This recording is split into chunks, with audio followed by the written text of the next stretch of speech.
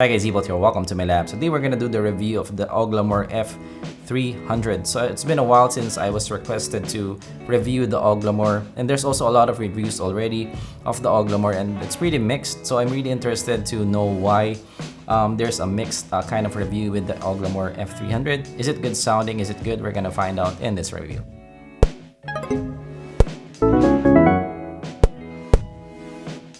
But of course, we review budget-fi to mid-fi audio gear, so if you're into that, consider subscribing. And also big thanks to TechShop28 again for lending me this review unit.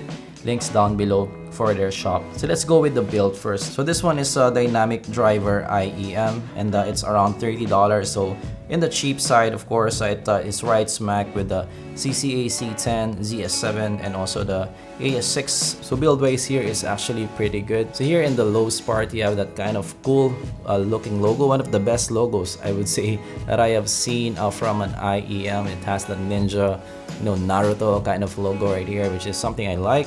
And it's in the matte black kind of design right here, and the shape is pretty good here. So it's made of metal. It's pretty good quality metal here. Also, it's kind of a hard kind of metal here, and it's also nice that it has that kind of matte glossy-ish kind of paint right here, which makes this really cool looking for me. Definitely this looks really good in my opinion. So here the tips that they include is pretty soft here. It's a nice mix of soft and hard, which is something I usually like. This feels near like a spin fit or something that the TFZs use also. And you can see at the inside also there's gold right here. So definitely there's attention to detail with how they designed this.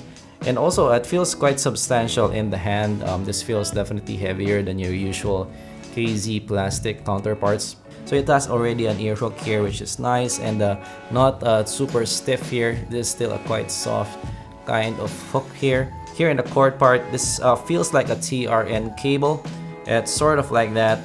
The texture here is same as a TRN, but here in the fork part, it has some logo here, which is nice. It has some reinforcement here also, and you have this kind of adjustment here also. So there's little attention to detail here in the Auglamour, which is something I like. So definitely they kind of paid attention with the design right here. So you have this adjuster right here, and here in the plug part, it's a straight plug, but also metal here. So yeah, definitely this one of the best built, I would say, IEMs that I have seen in the price range. Definitely there's a lot of attention to detail here, and you have that Auglamour kind of design here, but it does not align really well here. So hopefully you can just align it a little bit with the logo right here. It will be nicer. But yeah, I wish it was an L plug, of course, but not so bad here because it's not that tall of a plug. Not bad. You can still pocket it, and it does have some reinforcement here at this side. So yeah, pretty impressed with the build here actually. I have no major gripes here, apart from the fact that maybe the cable is a bit thin here, but I like the look. I like the Black Mamba kind of look. Everything is black, and everything just feels substantial. Definitely I would say punches above its price range in terms of the build overall. I really like it. There's a lot of things that they paid attention to in designing this IEMs. Okay, so now I'm gonna wear it, and I'll give you guys my first impressions in how this wears. So this is how it looks like.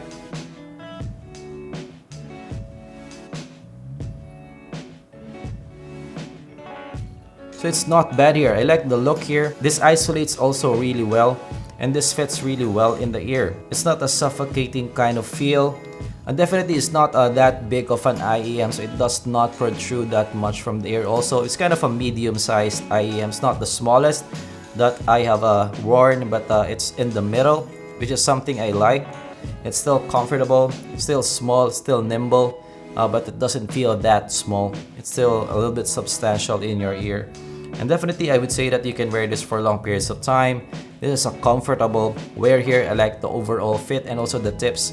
They isolate really well here. So yeah, impressed by the comfort also and the wear of this in my head. Okay, so how does this sound? So from the title of this video, this is something special. That's the descriptor that I would give this. This is not for everybody, but for me, I kind of like it. So here's why. So it's pretty balanced in terms of approach, but the upper mids here are a bit recessed, and there's not a lot of bass here also. So definitely right off the bat for bass heads, this is not for you. You'll find this a bit boring sounding. It's a natural kind of presentation. It's not too musical sounding.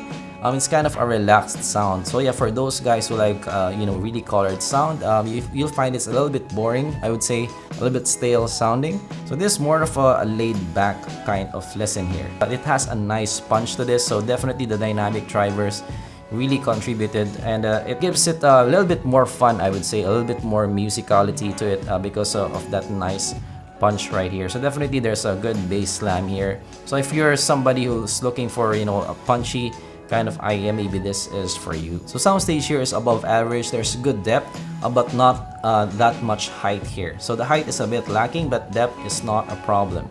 So the imaging here is also above average. So I like the imaging here. So the layering here is good. So maybe in 24K Magic, Bruno Mars, it's easier to locate where the first vocals are positioned.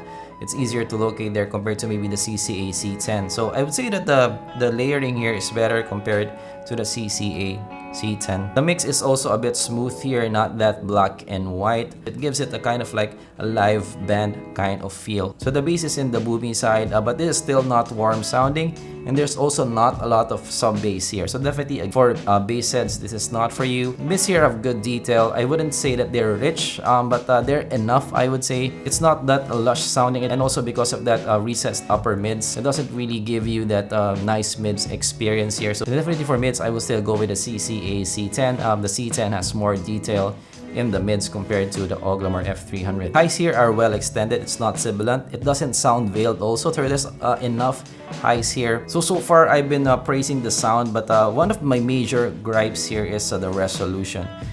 So while everything I would say is not that bad, especially in the imaging department and also in the maybe soundstage department, and also in the punch department, it's not that bad. But in terms of resolution, it's a bit lacking for me. So that is what really jumped on me when I first listened to this. There's something missing here. So it doesn't really resolve that much detail here. It's not as rich sounding as compared to maybe the CCA C10. This has more detail retrieval than the F300. So when you wear this after maybe wearing other IEMs, maybe also the Fearless S4, there's kind of a hole in the sound. So this may sound thin, especially for some people. There's not a lot of good body here. So overall, I would say the sound here is not that bad. I like the signature here. It's not that bassy. It's easier to locate the instruments with that kind of imaging. The soundstage is big here. If you can get away with the the resolution, not that much detail here, I would say that this is a very nice listen, and the layering here also is very good here. So yeah, it's just the resolution level is the biggest problem. If you can get away with that, maybe this is something for you. Okay, so verdict. So overall for $30, is this worth it? I would say still yes, because it has the really good build that I would say punches above its price range in terms of build and how it looks like.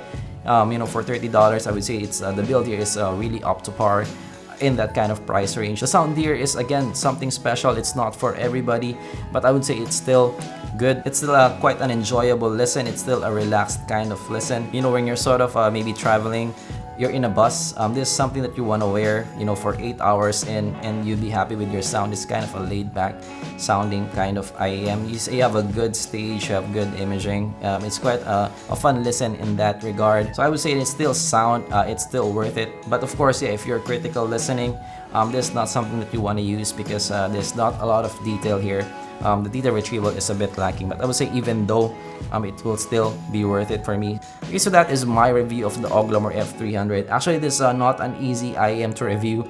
I tried to take my time with this because right off the bat, this like a sound that grows on me. It's not your usual kind of sound that you have with the KZs and TFZs of the world. This is something different, I would say. I haven't heard this kind of sound in that kind of price range before. So I kind of took my time in the, processing how this really sounds like and how I can describe the sound. Hopefully you learned something. If you learned something, leave a like and of course subscribe for more content like this in the future. And have you heard of the Auglamour F300? How do you like it? Do you like it? Not like it? And again, do you own a $30 IEM? What are you using and how do you like them? Let me know down below. contribute here in the community in zpolt Labs. And of course, I'm gonna see you guys in the next video. Goodbye.